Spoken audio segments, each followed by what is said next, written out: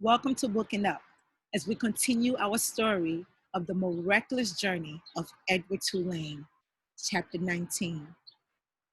The days passed. The sun rose and rose and set again and again. Sometimes the father came home and sometimes he did not. Edward's ears became soggy and he did not care. His sweater had almost completely unraveled and it did not bother him. He was hugged and half to death and it felt good. In the evenings, at the hands of Bryce, at the ends of the twine, Edward danced and danced. 1 month passed, and then two, and then three. Sarah Ruth got worse. In the 5th month, she refused to eat.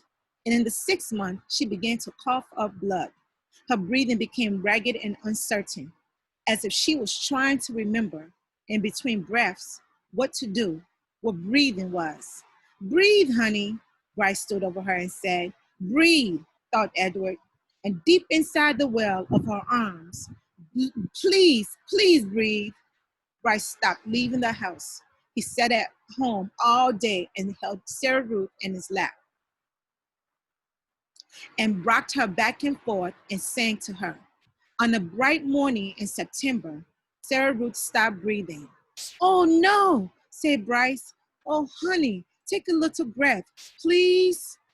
Edward had fallen out of Sarah Ruth's arms the night before, and she had not asked for him again.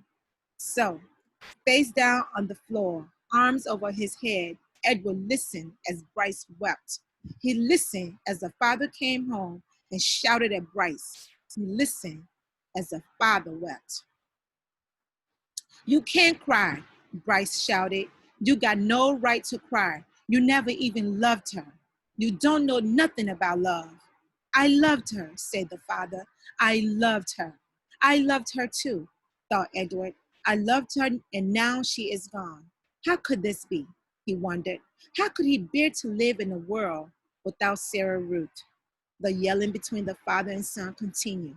And then there was a terrible moment when the father insisted that Sarah Ruth belonged to him and that she was his girl, his baby, and that he was taking her to be buried. She ain't yours, Bryce screamed. You can't take her. She ain't yours. But the father was bigger and stronger, and he prevailed.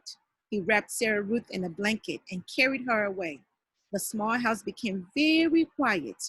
Edward could hear Bryce moving around, muttering to himself. And then, finally, the boy picked Edward up. Come on, Jangles, Bryce said. We're moving, we're leaving, we're going to Memphis. Chapter 19, The Miraculous Journey of Edward Tulane.